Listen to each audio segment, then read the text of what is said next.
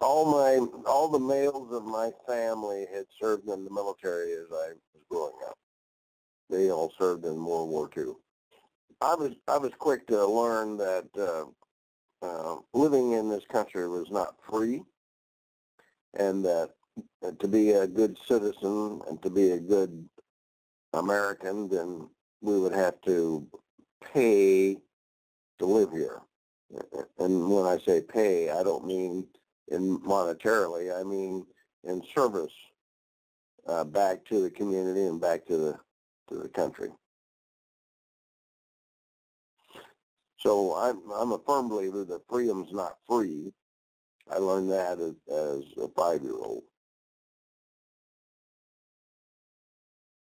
The Navy boot camp wasn't all that difficult. I had some. It was the difficulty of the Navy boot camp was it was in December and January and February in Great Lakes, Illinois, when the temperature was below zero. So I functioned in a cold environment without any desire to be there. But you know, part of the Navy training is swimming.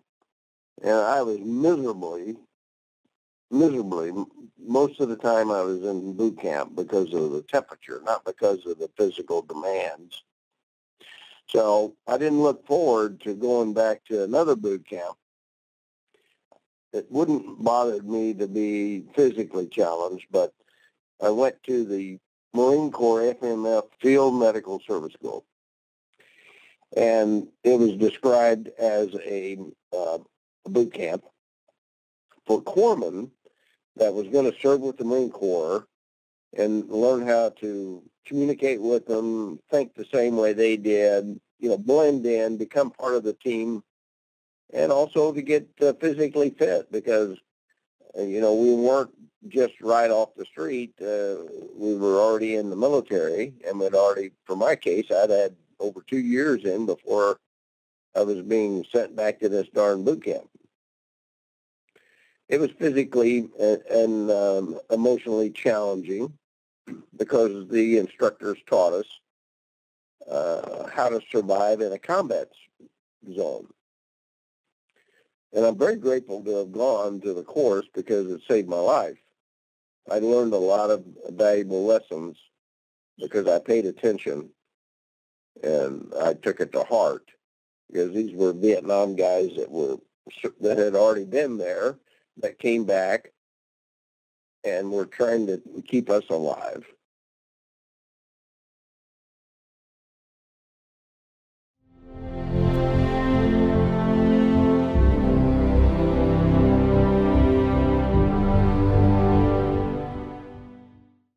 Again, I joined the Navy with the understanding of becoming a dentist.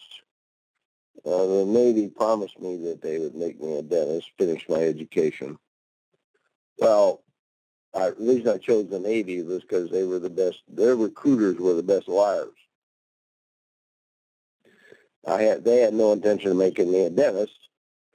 Vietnam started flaring up and they needed corpsmen. They didn't need dentists. So they were quick to tell me that I was going to become a corpsman. And that instead of working on the oral cavity, I could work on the whole body. Instead of working dental call, I could work trauma and work the emergency treatment of battle casualties in combat. After I got with the Marine Corps, I fell in love with the guys. They treated me special. I was somebody important in that team member. And as a team member, I did everything I could to be there for them. I didn't fit in the chain of command. So the Marines could come and talk to me and not have fear that I would be judgmental or that I would report to their boss, their chain of command, any of the conversations that we had. So I became a confidant and someone they could trust. I enjoyed the service with the Marines, and actually, after being with them over 2 years, I wanted to stay with them. The Navy did not want me to stay with them. They wanted me to return back to the Navy, the blue side, because I'd been trained in orthopedic and neurosurgery, and they needed me to be aboard a ship. I did not want to be set a sail on a ship. I'd already been gone from my wife, and I had a wife and 2 kids, so I was already being tested. The relationship, the wife, the family relationship was being tested, and wasn't being too successfully tried due to my absenteeism and raising the kids. So I decided to get out of the Navy, finish my education, and then go back in the Army. So I literally completed one contract and got out, and then again contracted with the Army to go to officer candidate school to become an Army officer. A corpsman's job was one of the most difficult. One being that, as I said earlier, we were all things to all the Marines. If they came to us, one day would be a dentist, the next day would be the chiropractor, the next day would be the doc, and the next day would be the marriage counselor because they got a Dear John letter, They could come to us as a friend, and there was no greater love that could be developed than the corpsmen and the Marines. The Marines are the toughest guys going in terms of combat fighting. And when I say that, there's probably elite groups out there that would argue that and say, well, we're higher trained. Yes, that's true. But across the board, if you compare the Marines to the Army or to the Navy, the Marines are highly skilled in combat, not only in survival skills, but killing the enemy. That's all they concentrate on. Thank God. They do it well. But on the same token, when they have a tremendous amount of stress, emotional stress, and that's when they need the corpsman to be there to vent that frustration, someone just to be a friend to talk to, get some other advice, because when they go to their chain of command, their sergeants and their other higher sergeants, then they tell them to get a grip and move on. Grab a hold of yourself and let's just get the hell out of here. Or they didn't have any compassion. The Marines do not have compassion, and that's okay, because their job doesn't require them to have compassion. Somebody else has to have that as a team member, to make it work effectively. And that's a good thing, because even today, my son just graduated from Marine Corps boot camp, and the standards have not changed. They still teach what needs to be taught in protecting this country. I don't feel like I earned the Medal of Honor. I just did the job that I felt was needed to be done at the time to the best of my ability, without giving a whole lot of serious thought to my own well-being. But it was dictated by driven by the love and the compassion that I had for my buddies, my combat buddies. We didn't care about the reason we were in country.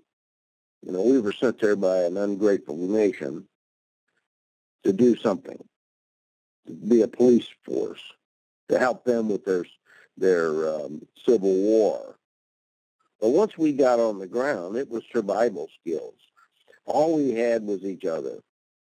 I didn't care if we were fighting the North or the South or the Chinese or the Cambodians. It didn't matter who the enemy was. What mattered was that we were a team. We loved each other. We were going to try to get our best to get out of there alive. my job was to keep them not only alive, but to get them back home in as best condition as I could. And that's really what it all boiled down to, survival skills. I'm grateful that the Marines, who normally don't give out a lot of medals because they see it as you just doing your job. You know, most Marines don't get a medal because that was your job. Go get her done attitude. So for them to, you know, think enough of me and appreciate what I did to write me up and you know, hope that I'd get some kind of medal, I'm beside myself on thanking them for their love, because it truly was an act of that they didn't have to perform. A lot of people a lot of heroic people and events went unnoticed or unwritten, and so I felt grateful that they thought enough of me and loved me enough that they would write me up to get some kind of medal. None of us had any idea that it would turn into a Medal of Honor.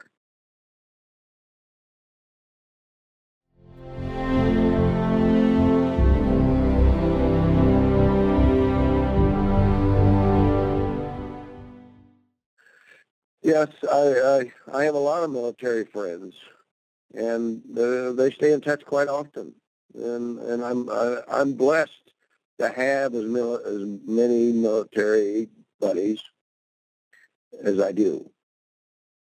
I don't want for anything, because if I have a problem, I can always pick up the phone and call somebody and talk to them. And I've always said that to them. If you've got a problem, I'm here. Call me. We'll walk through the PTSD. We'll get through the problems. And really, that's what our camaraderie and our brotherly love is all about. Yeah, we survived combat, but now we have to get back in society and deal with the challenges of day-to-day life and our PTSD. I love being around my wife and kids. I enjoyed being with the Marines at Camp Lejeune. I had my wife and kids there with me. And I would think that, I don't know that I could find one, because a duty station is really pretty relevant to, you know, 1, your duty assignment, 2, who you're serving with, 3, if you've got family support with you, and 4, geographically a beautiful location. Yes, the day that I was told that I got the Medal of Honor, or that I was going to get it, you know, a real quick side of that was when I got out of the Navy, I joined the Army. So I went home waiting to be activated and go to my first Army assignment. Went and bought my uniform and you know, tried to learn a little bit about the Army. Well, during that process, I had no phone, no cell phone, no land, you know, no phone at all. You know, the only phone number that I'd given the Navy when I got out was my mother's home phone. So my mother got a call and got word to me that the Navy was trying to reach me. So I went and called the Navy, and the Navy was a recruiter, the Navy recruiter trying to talk me into coming back in the Navy. You know, if you didn't like being a corpsman, maybe we could change your job or your MOS, you know, become something else. And I said, thanks, but no thanks. I had no interest. You know, I'm done with it. I just don't have any interest. Well, we can, you know, let's find out what other jobs are available, and let me call you back and find out what the other jobs are available. And I said, I don't want another job. I like being a corpsman. I just don't have I don't have any desire to be in the Navy. I'm not interested. But 2 weeks later, I'm over at my mother's. We're having dinner with the family, had my wife and kids, and mom and dad and brothers. And Mom said that she'd received another call from the Navy. And I blew it off. I said, I don't even want to talk to the guy. Well, the following week, I got another message from my mother saying, you need to call the Navy and have them quit calling the house, because she had to get up out of she wasn't in good health, so she had to get up out of a chair, walk clear across the room, and pick up the phone, which was attached to the wall. It was not an easy task for her. And so she said that the Navy had called her 8 or 10 times trying to reach me in that 1 week. And I just needed to call the Navy and handle it, yes, ma'am. Yes, Mom. I'll take care of it. So I called the next day. It was a Monday, and I called the Navy, and they said, where are you right this minute? I told them I was loading a truck in a warehouse, and I was on my lunch hour, and they said, we're coming to get you. I said, for what? We're coming to get you. The Admiral wants to talk to you. I don't want to talk to no Admiral. I don't need to talk to no Admiral. What's this all about? We'll be there shortly. So this Battleship Gray 1945 sedan pulls up, and 2 Navy officers come into the building, and I get paged in the office, and my boss says, well, you'll have to go with them. What? What am I doing here? What's this all about? They put me in the back seat of the car, kind of like a police car, Take me down to the Navy headquarters. It's called the AFE station, where they inducted all the recruits. We go up to the 4th floor, and they walk in the office and salute the captain, Navy captain. And I'm standing there in civilian clothes. I don't know how to act. I didn't even want to be there.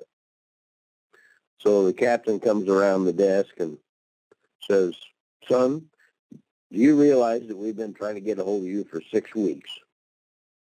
And I said, yes, sir. I'm totally aware of that, but I told you I wasn't interested. So his jaw fell down. You could see an expression on his face. And he says, son, I cannot go back to the President of the United States and tell him you're not interested in getting the Medal of Honor. So then my jaw dropped. You know what? Yes. You didn't know you were going to get the Medal of Honor? No, I had no idea that I was even put in for it. I'm some smaller award, maybe 2 or 3 times, but no, I had no idea. So we exchanged conversation for a little while, and he said, well, I hope you've got a good-looking uniform. I said, oh, yes, sir, I just bought it. You just bought it? Yes, it's an Army uniform. What? You're not going to, and they turned it, that's when the Admiral said, that boy's not going to get a Navy Medal of Honor and an Army uniform on my watch.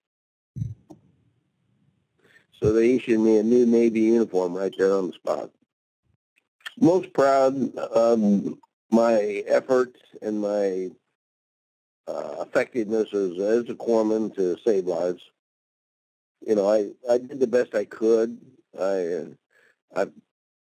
was grateful that I had the training, I had the equipment that I could save lives. I'm still in contact with other people that I've saved, and the most that I'm proud of is when they come up to you and say, "Are you Doc Ballard?" And I said reluctantly, I'd say yes. Like they're looking for something. Usually they want me to help them with their claim or something. And he says, "I want to thank you because you saved my life." I did. Yes. Tell me the circumstances. And then I'd remember, we reflected back on the time, because I didn't know everybody personally, you see. There was too many of them. And when you said about names, they only knew me as Doc. And that's how, it took them 2 years to find me, because I was just Doc. Some of them knew me as Doc Ballard. Some of them knew me as the Kansas City Kid, because that's what I wore on my helmet. I had written on the side of my helmet, the Kansas City Kid. and we went without sleeves, so I had a tattoo on my left arm, Navy tattoo in the middle of the Marine Corps, Vietnam. A little unlikely. So I stood out like a sore thumb.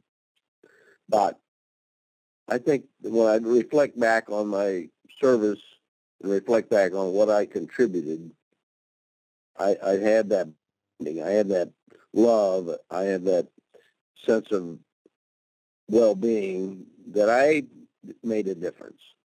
You know, that I was able to save lives, that I was able to get the guys home to their loved ones. A civilian, first of all, has to understand what a veteran's gone through. War is hell, and they will never experience that kind of trauma. They will never experience that kind of stress.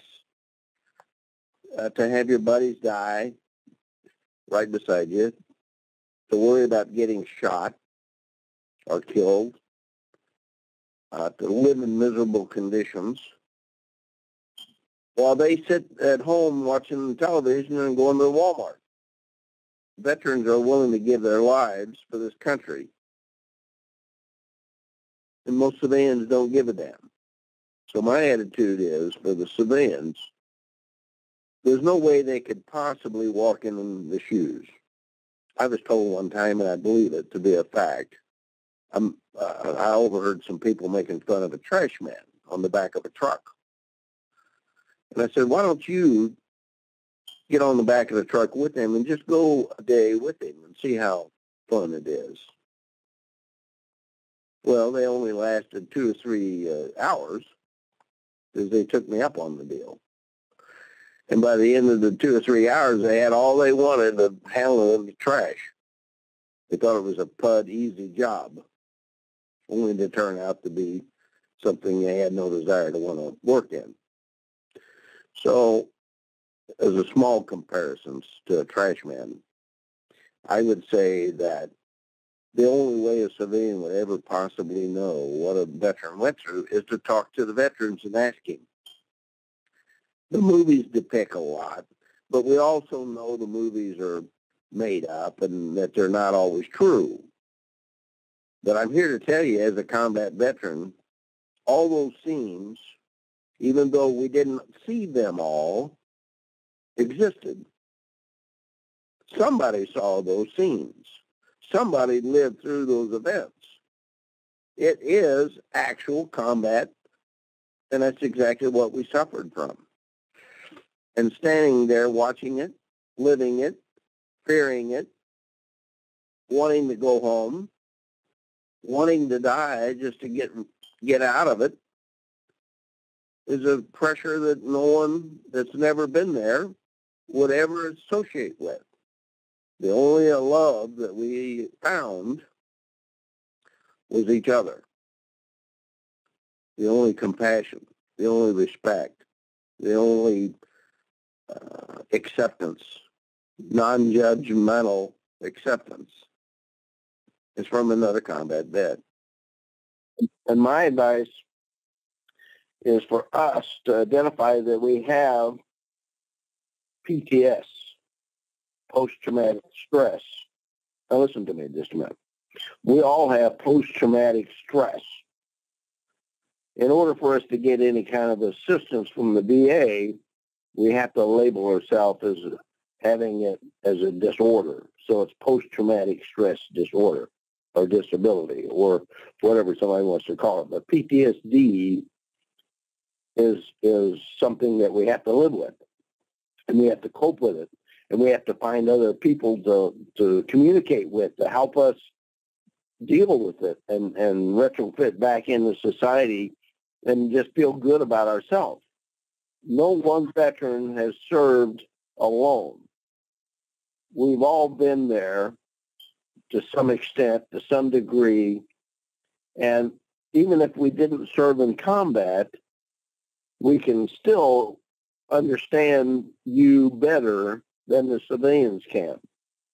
So we ask the veterans that suffer from PTS, not D, But we have, in order to prevent D or to treat the disorder, then we do need to hook up with other veterans of like type attitudes, not the negative ones, but the positive ones, so that they can help us, reinforce us, and help us fit back in society and adjust.